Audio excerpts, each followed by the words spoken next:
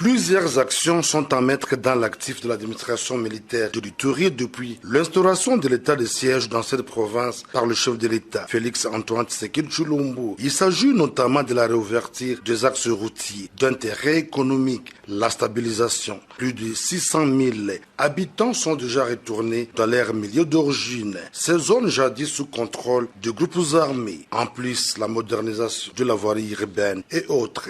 Déclaration du gouverneur militaire de l'Ituri dans une interview exclusive avec la presse du gouvernorat faisant le bilan à mi-parcours de cette mesure exceptionnelle.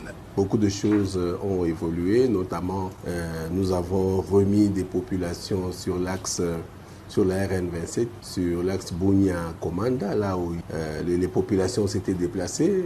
Nous avons aussi remis les populations sur toujours la RN27, Fataki, Libi, Ngote, il y avait un peu de population à Ngote.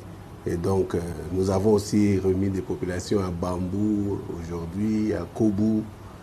Et donc ça va, on peut dire qu'on a beaucoup évolué, mais on n'est pas au bout du travail. L'approche militaire et non militaire adoptée par le lieutenant général Luboyanka Shomadjouni apporte à ce jour des résultats probants, ce qui permet à la majorité de groupes armés à adhérer au processus de paix. Donc ce que moi je leur dis, c'est il faut enterrer la hache de la guerre, comme j'ai dit.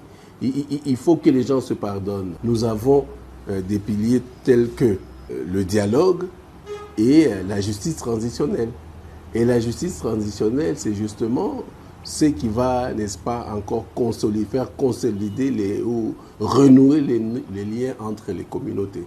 Et donc, c'est ce que nous demandons. Les communautés doivent se parler, ils doivent se pardonner, ils doivent voir comment est-ce qu'ils vont évoluer et ils vont aller de l'avant. La stratégie de la gestion sécuritaire et de développement initiée par le lieutenant général Luboyanka Shomadjouni mérite d'être encouragée par des personnes soucieuses de l'avenir de cette province à potentialité énorme.